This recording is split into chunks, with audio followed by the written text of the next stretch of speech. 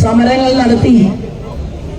അപ്പൊ കേരളത്തിലെ ജനങ്ങളുടെ മുന്നിൽ ഒരു കേസിലും പ്രതിയല്ലാത്ത, മേലനങ്ങാത്ത കോൺഗ്രസിന്റെ നേതാക്കന്മാർ അവരെല്ലാ വീടുകളിലും കയറിയിട്ട് പറഞ്ഞു, ശബരിമലയിൽ ആചാരം ലംഘിച്ച പിണറായി വിജയനെതിരെ പ്രതികരിക്കണം.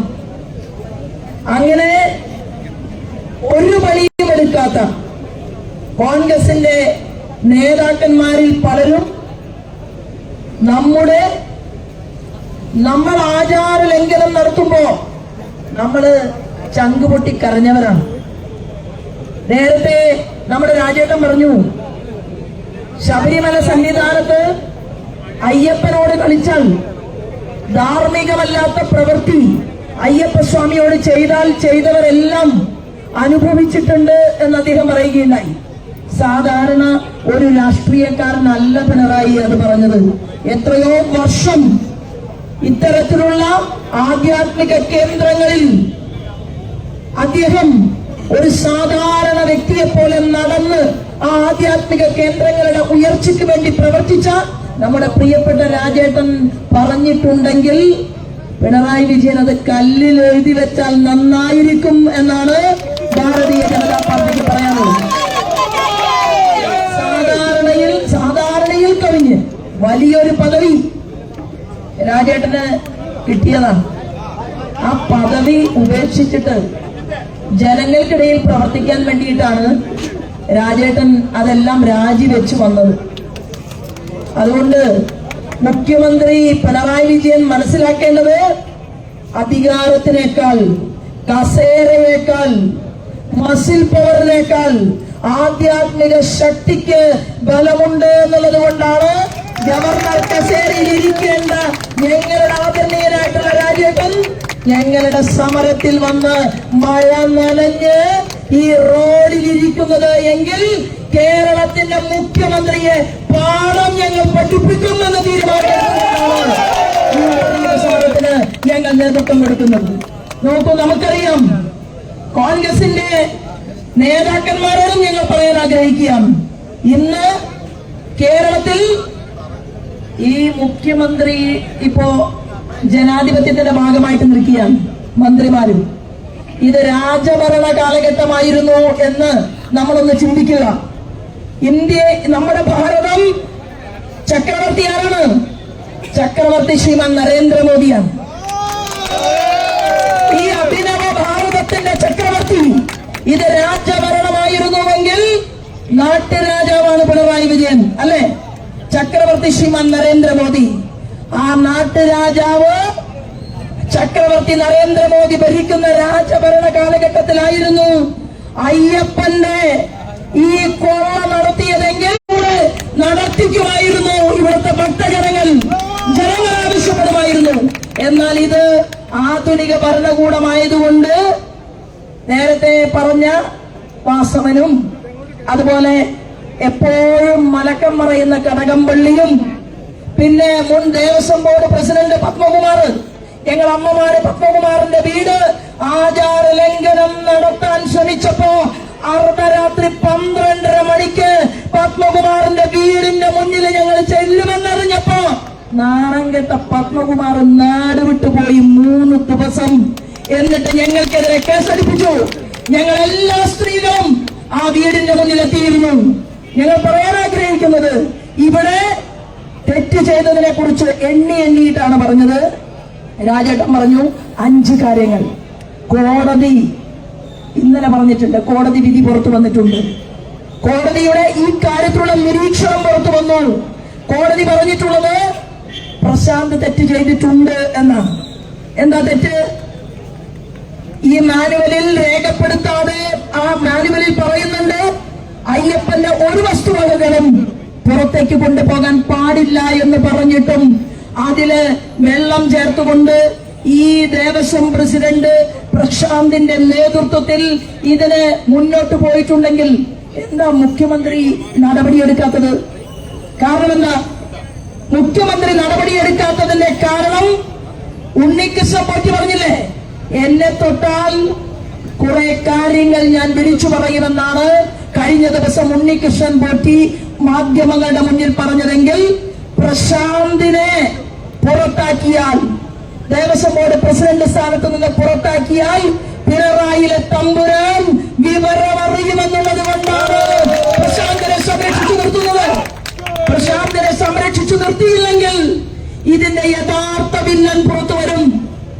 ഇതിന്റെ യഥാർത്ഥ വില്ലൻ, യഥാർത്ഥ കൊള്ളക്കാരൻ. ഈ സംഭവമെല്ലാം ഉണ്ടായിട്ടും ഒരു നാട്ടിലെ, ഈ സമൂഹത്തിലെ ഒരു മുഖ്യമന്ത്രി ഒരു ഉളുപ്പുമില്ലാതെ, ഒരു നാണവും മാനവുമില്ലാതെ, ഭക്തരോട് സമാധാനം പറയാതെ, ഭക്തരുടെ ചോദ്യങ്ങൾക്ക് ഉത്തരം പറയാതെ മുഖ്യമന്ത്രി മൗനം പാലിക്കുകയാണ്. മുഖ്യമന്ത്രി മൗനം പാലിക്കുമ്പോ ഇവിടെ നമ്മുടെ രാഷ്ട്രപതി വന്നു, അല്ലെ? രാഷ്ട്രപതി ശബരിമല സന്നിധിയിൽ വന്നത് കറുപ്പെടുത്തിട്ടാണ്, നാമം ചൊല്ലിക്കൊണ്ടാണ്.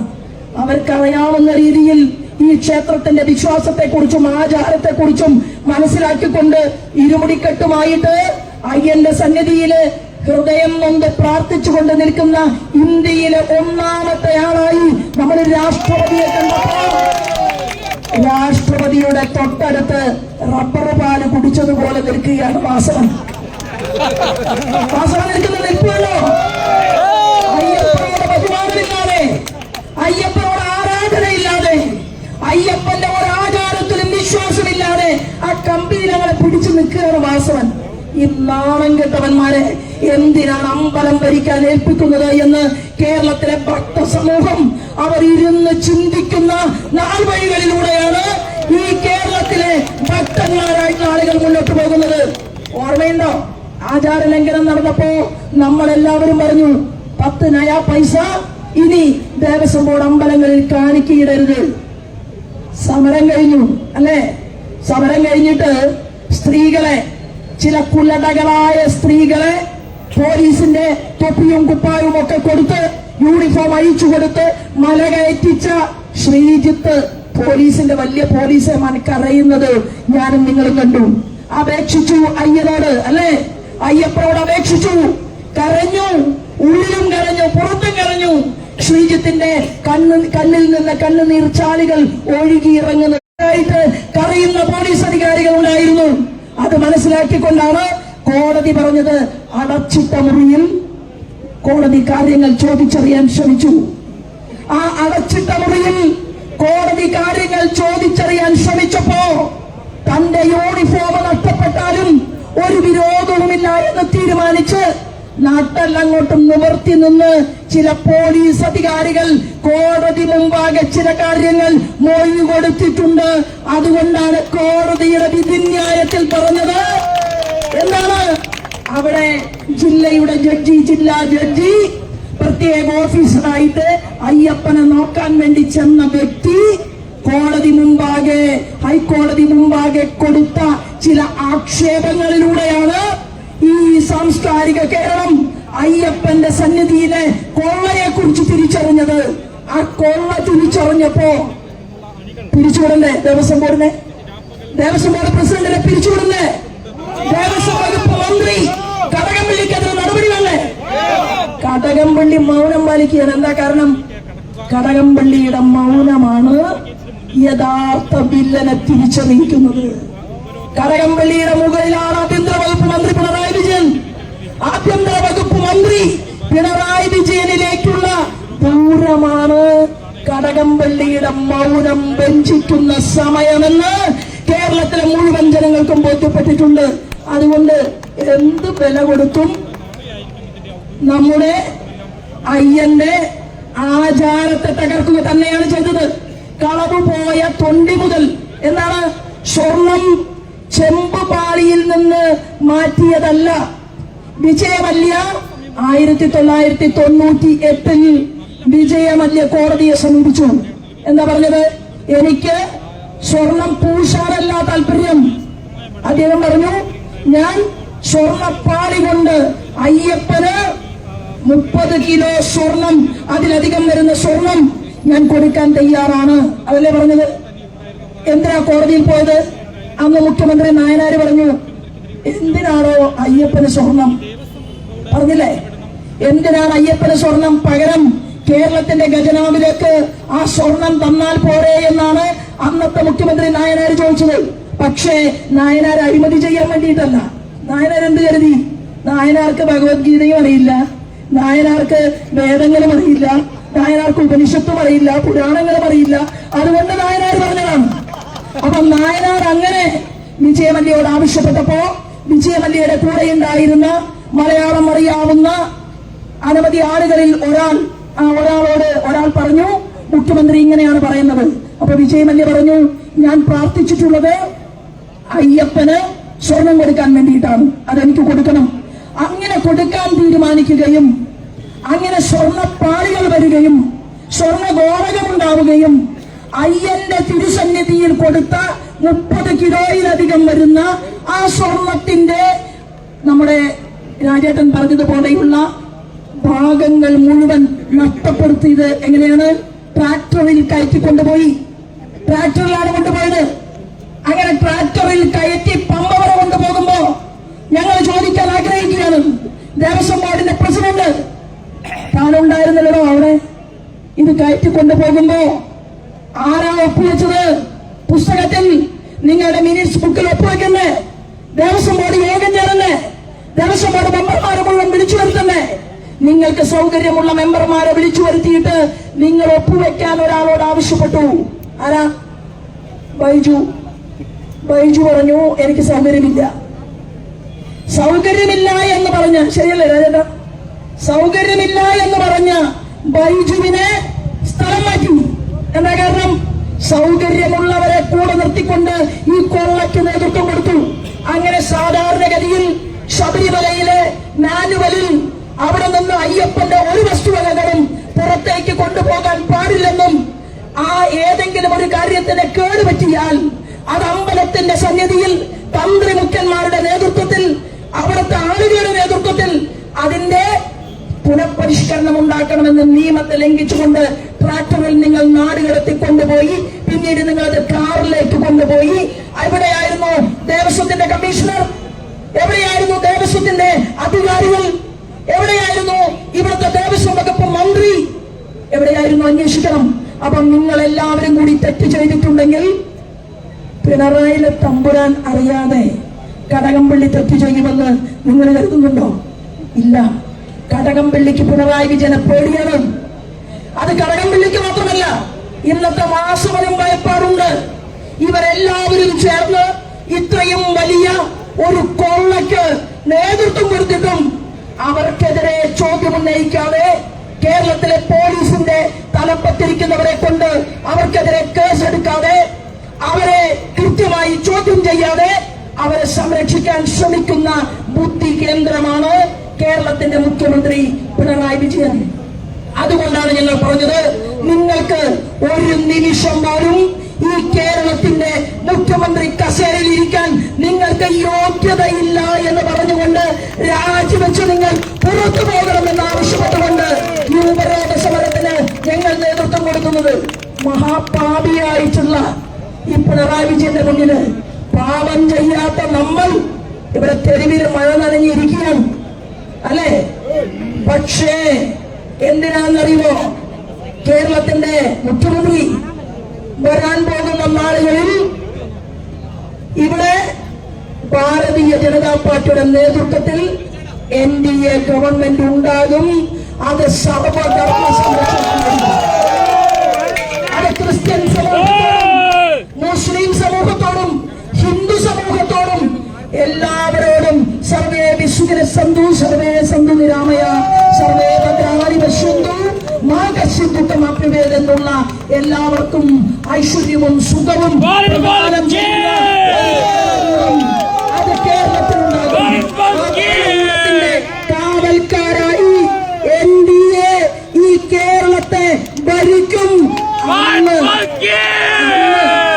കളവ് ചെയ്തവരിൽ മരിക്കാനായിട്ട് ബാക്കിയുള്ളവർ ആരെങ്കിലും ഉണ്ടെങ്കിൽ കയ്യാമം വെച്ച് കേരളത്തിൽ ആനന്ദപുരയുടെ മുന്നിലൂടെ ഞങ്ങൾ നടത്തിക്കുമെന്നുള്ള കാര്യത്തിൽ ഒരു തർക്കവുമുണ്ട്. അതിന് 30 വർഷം കഴിഞ്ഞ് അല്ലെങ്കിൽ 20 വർഷം കഴിയണ്ടേ എന്നാണ് കോൺഗ്രസ് ചോദിക്കുന്നത്. ഞങ്ങൾ കോൺഗ്രസിനോട് പറയട്ടെ, ആരാന്റെ അടുപ്പിൽ തിളയ്ക്കുന്ന വെള്ളം കണ്ട് അതിനകത്ത് പരിപ്പ് വേവിക്കാമെന്നാണ് ശ്രീമാൻ വി.ഡി. സതീശന്റെ താല്പര്യമെങ്കിൽ കേരളത്തിലെ ജനങ്ങൾക്ക് നല്ല ബുദ്ധി ഉദിച്ചിട്ടുണ്ട്. കേരളത്തിലെ ജനങ്ങൾക്ക് ബുദ്ധി ഉദിച്ചിട്ടുണ്ട്. കാരണം അന്യായം ചെയ്യുന്നതിനെതിരെ ചോദ്യം ചെയ്യാൻ സാധിക്കാത്ത ഒരു പ്രതിപക്ഷം നിങ്ങൾ എന്താണ് എന്ന് കേരളത്തിലെ പൊതുസമൂഹത്തിന് കൃത്യമായി ബോധ്യപ്പെട്ട സാഹചര്യത്തിൽ പ്രതിപക്ഷത്തിന്റെ റോൾ ഏറ്റെടുത്തുകൊണ്ടാണ് ഭാരതീയ ജനതാ പാർട്ടിയുടെ ഓരോ പ്രവർത്തകന്മാരും ഇവിടെ നിൽക്കുന്നത്. അപ്പൊ പറയുകയാണ്, ശബരിമലയിൽ നമ്മുടെ മുൻ സംസ്ഥാന അധ്യക്ഷൻ ആദരണീയനായിട്ട് ശ്രീധരൻപിള്ള സാറിന്റെ നേതൃത്വത്തിൽ ഓർമ്മയില്ലേ, നമ്മൾ അതിശക്തമായ സമരങ്ങൾക്ക് നേതൃത്വം കൊടുത്തു. അതിശക്തമായിട്ടുള്ള സമരങ്ങൾ കേരളത്തിന്റെ തെരുവീതിയിലുണ്ടായി. ആ അഡ്വക്കേറ്റ് ശ്രീധരൻപിള്ള സാർ പല കേസുകളിലും ശബരിമലയുടെ പേരിൽ ഇന്നും കോടതി മുമ്പാകെ ഹാജരാകുന്നുണ്ട് എന്നുള്ള യാഥാർത്ഥ്യം കേരളത്തിന്റെ പ്രതിപക്ഷ നേതാവ് പിണറായി വിജയന്റെ പ്രതിപക്ഷ നേതാവ് വി.ഡി. സതീശൻ പിണറായി വിജയനോട് പറഞ്ഞു കൊടുത്തിട്ടുണ്ടോ? ഇല്ല. എന്താ കാരണം? ഇത് വലിയേട്ടനും ചെറിയേട്ടനുമാണ്. ഏട്ടൻ ബാവയും അനിയൻ ബാവയും. അങ്ങനെ ഏട്ടൻ ബാവയും അനിയൻ ബാവയും ഒരുമിച്ച് ചേർന്നുകൊണ്ട് കേരളത്തിൽ നിങ്ങൾ ഒരുമിച്ച് അങ്ങനെ നടക്കുമ്പോ ഭരിക്കാൻ നേരത്തെ രാജേട്ടൻ പറഞ്ഞ പോലെ നയാ പൈസ ഇല്ല ഖജനാവിൽ. അപ്പൊ എന്ത് തീരുമാനിച്ചു? ഹിമാചൽ പ്രദേശ് ആരാ ഭരിക്കുന്നത്? ആരാ ഹിമാചൽ പ്രദേശ് ആരാ ഭരിക്കുന്നത്? കോൺഗ്രസ്. ഹിമാചൽ പ്രദേശ് കോൺഗ്രസ് ഭരിക്കുമ്പോ അവിടെ പ്രധാനമന്ത്രിയുടെ PM ശ്രീ പദ്ധതി സ്കൂളുകളിൽ നടപ്പിലാക്കിക്കൊണ്ടിരിക്കുകയാണ്. ബംഗാളിലും തമിഴ്നാട്ടിലും ഒഴിച്ച് ആകെ വിരലിലെണ്ണാവുന്ന സംസ്ഥാനങ്ങളാണ് കോൺഗ്രസ് ഭരിക്കുന്നത്. ആ ഒഴിച്ചുള്ള എല്ലാ സംസ്ഥാനങ്ങളിലും പ്രധാനമന്ത്രിയുടെ PM ശ്രീയുടെ കോടാനുകോടി രൂപ വാങ്ങിയിട്ടാണ് കിങ്ങിണിക്കുട്ടനായിട്ട് നടക്കുന്ന നമ്മുടെ മുരളിയേട്ടൻ പറയുന്നത് എന്താണ്? പ്രധാനമന്ത്രിയുടെ PM ശ്രീ അത് കോൺഗ്രസിന്റെ നേതൃത്വത്തിൽ ഉണ്ടായാൽ കാവ്യവൽക്കരണം ഉണ്ടാകും എന്നാണ് പറയുന്നത്. അപ്പൊ ഹിമാചലിന് കാവ്യവൽക്കരണം ഉണ്ടായില്ലേ? കോൺഗ്രസുകാർക്ക് പ്രശ്നമില്ലേ? മറ്റു കോൺഗ്രസ് ഭരിക്കുന്ന സംസ്ഥാനങ്ങളിൽ കോടികൾ വാങ്ങുമ്പോൾ പ്രശ്നമില്ലേ? ഇവിടെ മാത്രം കോടികൾ വാങ്ങുമ്പോൾ പ്രശ്നമുണ്ട് എന്ന് പിണറായി വിജയനെ ബോധ്യപ്പെടുത്തുന്ന വി.ഡി. സതീശൻ ഒരു കാര്യം ചെയ്യണം. കെ.സി. വേണുഗോപാൽ ഒരു പത്രസമ്മേളനം വിളിക്കട്ടെ. കെ.സി. വേണുഗോപാൽ ഒരു പത്രസമ്മേളനം വിളിച്ച് വ്യക്തമാക്കണം. എന്താണ് പത്രസമ്മേളനം വിളിച്ചിട്ട് കെ.സി. വേണുഗോപാൽ പറയണം, കോൺഗ്രസിന്റെ ഭരണകൂടത്തിന്റെ നേതൃത്വത്തിൽ ഈ PM ശ്രീ പദ്ധതിയിൽ എത്ര കോടി രൂപ കിട്ടിയെന്ന് പബ്ലിക്കിനോട് പറയാൻ തയ്യാറാകണം. ഞാൻ പറഞ്ഞു വരുന്നത്, നമ്മൾ കൊടുക്കുന്ന നോട്ടുകെട്ടുകളും നമ്മൾ കൊടുക്കുന്ന കാണിക്കയും നമ്മൾ ഭഗവാന്റെ മുന്നിൽ അർപ്പിക്കുന്ന സ്വർണവും വെള്ളിയും, അതായത് ഉള്ളവൻ 10 പവൻ കൊടുക്കുകയാണെങ്കിൽ ഇല്ലാത്തവൻ 1/4 പവനെങ്കിലും കൊടുക്കും ഭഗവാന്റെ മുന്നിൽ. കാരണം അത് അവന്റെ ഉള്ളുരുകിയ പ്രാർത്ഥനകളാണ്. ആ ഉള്ളുരുകി പ്രാർത്ഥന നടത്തുമ്പോ ഭഗവാന്റെ മുന്നിൽ അർപ്പിച്ചിട്ടുള്ള കാണിക്കയിൽ തൊട്ടിട്ടാണ്, വസ്തുവകകളിൽ തൊട്ടിട്ടാണ് കേരളത്തിന്റെ മുഖ്യമന്ത്രി കളിക്കുന്നത്. നിങ്ങൾ രക്ഷപ്പെടാനാണ് അല്ലേ ഈ സംഗമം നടത്തിയത്? നിങ്ങൾ ആഗോള അയ്യപ്പ സംഗമം നടത്തി. എന്നിട്ട് ഭക്തർക്ക് വേദനിച്ചപ്പോൾ കൂടെ നിന്ന് സുകുമാരൻ നായരെ നിങ്ങൾ തെറ്റിദ്ധരിപ്പിച്ചു. നിങ്ങൾ പറഞ്ഞു ഞങ്ങൾക്ക് അയ്യപ്പനോട് പ്രേമമാണ് പിണറായി വിജയന്. ഞാനും വിചാരിച്ചു കാക്ക മറന്നു പറക്കുമോ ഇത് കേരളത്തിൽ എന്ന്. ആഗോള അയ്യപ്പ സംഗമത്തിന് സുകുമാരൻ സാറിനെ ക്ഷണിച്ചു. ആഗോള അയ്യപ്പ സംഗമത്തിന് വെള്ളാപ്പള്ളി നടേശൻ സാറിനെ ക്ഷണിച്ചു. ഇടതുഭാഗത്ത് സുകുമാരൻ നായരും വലതുഭാഗത്ത് വെള്ളാപ്പള്ളിയും നിന്നു. ആ പാവങ്ങൾ വിചാരിച്ചു പിണറായി വിജയന് ബോധോദയമുണ്ടായി. കേരളത്തിന്റെ പൊതുസമൂഹത്തോട് മാപ്പ് പറഞ്ഞുകൊണ്ടാണ് ഈ ആഗോള അയ്യപ്പ സംഗമം നടത്തുന്നത് എന്ന് തെറ്റിദ്ധരിച്ചുകൊണ്ട് കൂടെ പോയി നിന്ന ശ്രീമാൻ വെള്ളാപ്പള്ളി നടേശൻ പറഞ്ഞു, ഭഗവാന്റെ സ്വത്ത് കളവ് നടത്തിയിട്ടുണ്ടെങ്കിൽ അവനെ പിടിക്കണമെന്ന് ശ്രീമാൻ വെള്ളാപ്പള്ളി നടേശൻ പറഞ്ഞു. സുകുമാരൻ നായർ മനസ്സ് കലങ്ങി, ചങ്ക് കലങ്ങി, വേദനയോട് കൂടിയിട്ടാണ് ഇരിക്കുന്നത്. അയ്യപ്പന്റെ സ്വത്തുവകകൾ കട്ടെടുത്തവന്റെ കൂടെ നിൽക്കാൻ ഒരു സമുദായത്തിന്റെ മുന്നിൽ നിൽക്കുന്ന ആചാര്യനോ ശ്രേഷ്ഠനോ തയ്യാറാകില്ല എന്നുള്ള യാഥാർത്ഥ്യം വരാൻ പോകുന്ന നാളുകളിൽ പിണറായി വിജയന്റെ പാർട്ടിക്കും ബോധ്യപ്പെടും, കോൺഗ്രസിനും ബോധ്യപ്പെടുമെന്നുള്ള കാര്യത്തിൽ ഒരു തർക്കവുമുണ്ട്. നിങ്ങൾ പദയാത്ര നടത്തി,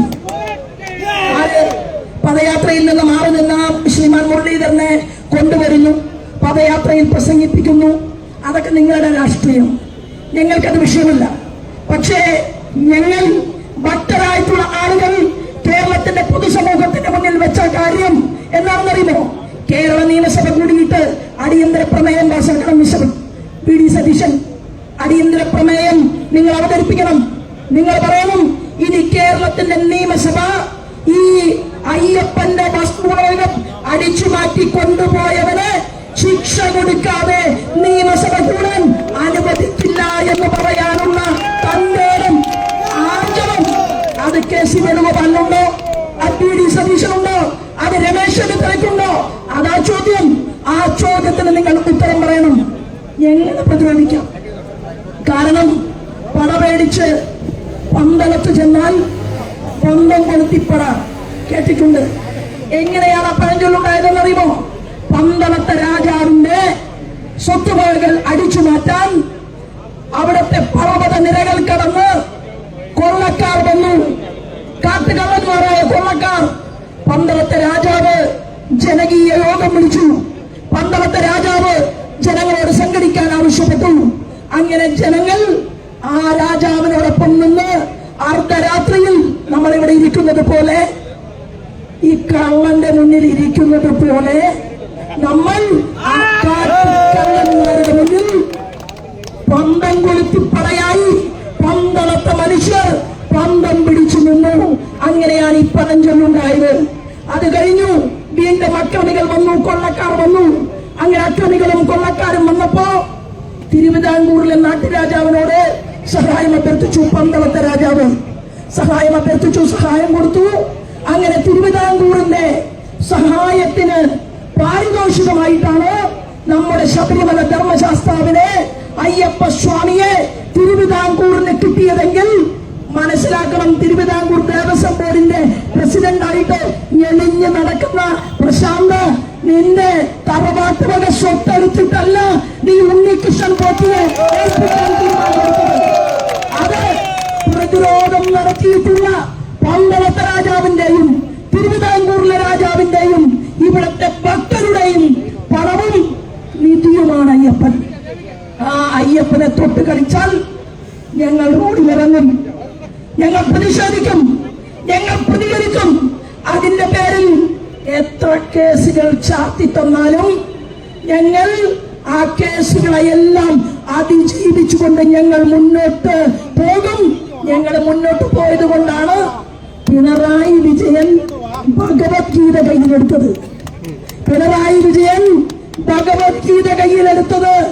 പിണറായി വിജയ ധർമ്മക്ഷേത്രേ കുരുക്ഷേത്രേ സമവേദായുത്സവ മമക പാണ്ഡവശൈവാക്കിമകുർവത സഞ്ജയ ദൃഷ്ട്വാദു പാണ്ഡവാനീയം യുടം ദുര്യോധനസ്തത ആചാര്യമുപസംഗമ്യ രാജാവചനമബ്രവീതെന്ന് തുടങ്ങുന്ന ശ്ലോകങ്ങളിലൂടെ ഭഗവത്ഗീത ചൊല്ലിപ്പഠിച്ചതിന് ശേഷമാണ് ഞങ്ങൾ ഭാരതീയ ജനതാ പാർട്ടിയുടെ കുങ്കുമഹരിത പതാകയുണ്ടല്ലോ അത് പിടിച്ചതെങ്കിൽ തത്തക്കം പിത്തക്കം പറഞ്ഞ് 4 വരി ഭഗവത്ഗീത ചൊല്ലുന്നവരല്ല ഞങ്ങൾ ഭാരതീയ ജനതാ പാർട്ടിയിലെ ഓരോ പ്രവർത്തകന്മാരും ഞങ്ങളുടെ നേതാക്കന്മാരും എന്ന് മനസ്സിലാക്കാൻ പിണറായി വിജയൻ തയ്യാറാവണം. ഞങ്ങൾ ശ്രീകൃഷ്ണ ജയന്തി നടത്തും. ഞങ്ങൾ ശ്രീകൃഷ്ണ ജയന്തി നടത്തുമ്പോ ഞാൻ നിർത്തുകയാണ്. നമ്മൾ പാടും. എങ്ങനെയാണ്? കൃഷ്ണനെ കണി കാണും നേരം കമലാനേത്രന്റെ നിറമേറും മഞ്ഞത്തുകിൽ ചാർത്തി, അല്ലെ? നമ്മൾ, എനിക്ക് പറയാനറിയില്ല, നമ്മൾ കൃഷ്ണനെ പ്രാർത്ഥിച്ച് സ്തുതിച്ച് നമ്മൾ ഭഗവാന്റെ മുന്നിൽ നിൽക്കും. അവിടെ ഭഗവാനെ നമ്മൾ അകതാരിൽ അർപ്പിക്കും. ആ ഭഗവാന് ബുദ്ധിമുട്ടുണ്ടായാൽ നമ്മൾ ചോദ്യം ചെയ്യും. ഇത് ഞങ്ങളുടെ രീതിയാണെങ്കിൽ പിണറായി വിജയൻ മതേതര ശ്രീകൃഷ്ണ ജയന്തി നടത്തും കണ്ണൂരിൽ. എന്നിട്ട് എന്തുണ്ടായി? നിങ്ങൾ മതേതര ശ്രീകൃഷ്ണ ജയന്തി നടത്തിയിട്ട് ഈ കേരളം വിട്ട് എവിടെയെങ്കിലും ഉണ്ടോ? നിങ്ങൾ മാർക്സിസ്റ്റ് പാർട്ടി എല്ലാം തീർന്നു. ഈ ഭാരത രാജ്യത്ത് ഭാരതാംബയുടെ മക്കൾ ശ്രീമാൻ നരേന്ദ്രമോദിയുടെ നേതൃത്വത്തിൽ 16 സംസ്ഥാനങ്ങൾ BJP ഒറ്റയ്ക്ക് ഭരിക്കുകയാണ്. മിസ്റ്റർ പിണറായി വിജയൻ, NDAയുടെ സഖ്യത്തിൽ 20ഓളം വരുന്ന സംസ്ഥാനങ്ങളിൽ ഭരണകൂടത്തിന്റെ കാൽക്കാരായി ഭാരതീയ ജനതാ പാർട്ടി മുന്നോട്ട് പോകുന്നുണ്ടെങ്കിൽ ഈ കേരളത്തിന്റെ ഭരണകൂടത്തിന്റെ സാരഥ്യം ഏറ്റെടുക്കാൻ ഇവിടെ BJP തയ്യാറായാൽ എല്ലാ കാട്ടുകള്ളന്മാരെയും ഞങ്ങൾ തുറങ്ങിലടക്കില്ലെന്ന് പ്രഖ്യാപിച്ചുകൊണ്ടാണ് ഈ സമര പോരാട്ടത്തിന് ഞാൻ അഭിവാദ്യം അർപ്പിക്കുന്നത്. എല്ലാ സഹപ്രവർത്തകർക്കും നമസ്കാരം. വന്ദേ മാതരം.